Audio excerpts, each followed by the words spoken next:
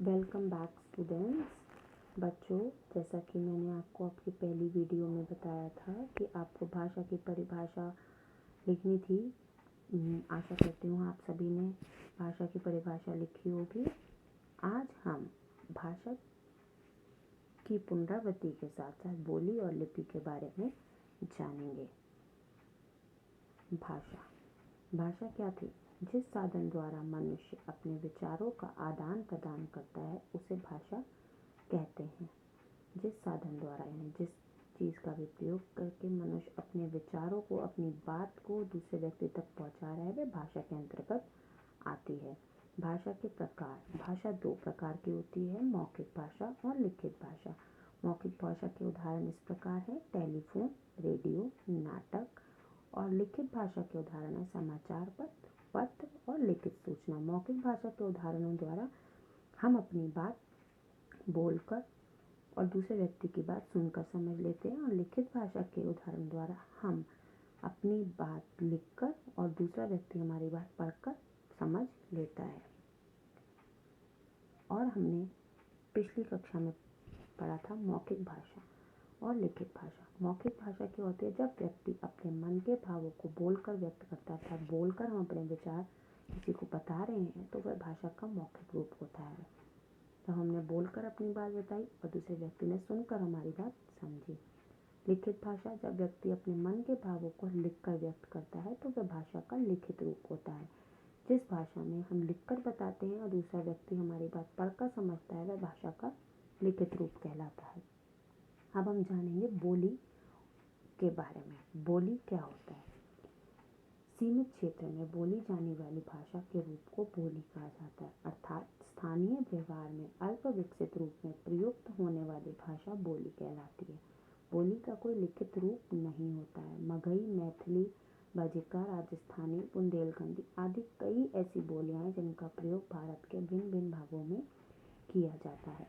बच्चों, जिस क्षेत्र में आप रह रहे हैं उस क्षेत्र की अपनी एक बोली होती है। वहाँ रहने वाला व्यक्ति अपनी बात दूसरे व्यक्ति को उसी बोली में समझा सकता है और उसी बोली में सुन सकता है। जैसे मेवाड़ के निवासी जो हैं और जोधपुर के निवासी, राजस्थान के निवासी मारवाड़ी में अपनी बात दूसरे व्यक्ति को बोलकर समझाते हैं, और उत्तर प्रदेश में हम अपनी बात अधिकतर हिंदी भाषा में बोलकर समझाते हैं, अर्थात हिंदी भाषा में ही व्यक्ति सुनकर समझ जाता है। अर्थात यहाँ की जो बोली है वो है हिंदी, जिसमें हम व्यक्ति को अपने विचार प्रकट कर सकते हैं। हमारे देश में पहले 18 भाषाओं को मान्यता मिली हुई थी, किंतु अब उनमें 4 बोलियां और जोड़कर उन्हें भी भाषा का रूप दे दिया गया है। जो बोलियां भाषा के रूप में मान्य हैं वे हैं डोगरी, मैथिली, बोडो तथा कोंकणी। इस प्रकार पहले तो भारत में 18 भाषाओं को मान्यता मिली थी, परंतु अब भारत में 22 भाषाओं को मान्यता मिली है, जिसमें ये 4 भाषाएं जो हमारी जोड़ दी गई हैं। सबसे 22 भाषाएं कौन सी हैं? हिंदी, संस्कृत, उर्दू, नेपाली, पंजाबी, बांग्ला, मैथिली, सिंधी, तमिल, तेलुगु, कन्नड़, ओडिया, असमिया, बोडो, डोगरी, कश्मीरी, मलयालम, मराठी, संथली, मणिपुरी, गुजराती, कोंकणी। इन 22 भाषाओं को भारत में मान्यता प्राप्त हुई है। अभी हमने किसके बारे में पढ़ा? बोली। बोली भाषा का वह रूप जो एक सीमित क्षेत्र में बोला जाए उसे बोली कहते हैं।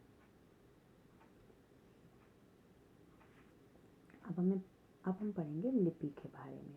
भाषा का प्रयोग करते समय हम सार्थक ध्वनियों का प्रयोग करते हैं। इन्हीं मौखिक ध्वनियों को जिन चिन्हों द्वारा लिखकर व्यक्त किया जाता है वे चिन्ह लिपि कहलाते हैं।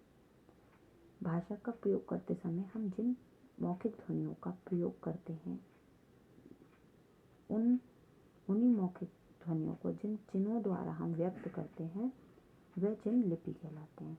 इसे सरल शब्दों में इस प्रकार कहा जा सकता है कि किसी भी भाषा के लिखने की विधि को लिपि कहा जाता है, अर्थात जिस भाषा को हम जिस विधि में जिन चिन्हों द्वारा लिख रहे हैं वो उस भाषा की लिपि कहलाती है।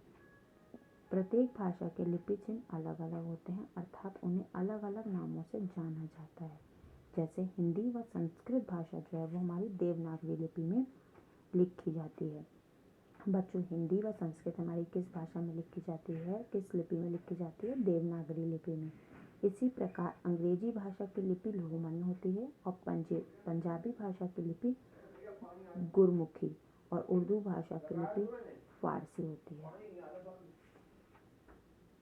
हिंदी भाषा हमारी देवनागरी लिपि में लिखी जाती है, अंग्रेजी हमारी रोमन लिपि में लिखी जाती है, पंजाबी गुरमुखी लिपि में लिखी जाती है, उर्दू फारसी में लिखी जाती है और अरबी भी हमारी फारसी में लिखी जाती है। बच्चों, आज हमने जाना बोली और लिपि के बारे में। बोली क्या होती है? भाषा का वह रूप जो एक सीमित क्षेत्र में बोला जाए वह बोली कहलाता है। अर्थात सीमित क्षेत्रों में बोली जाने वाली भाषा के रूप को बोली कहा जाता है। और हमने पढ़ा लिपि के बारे में।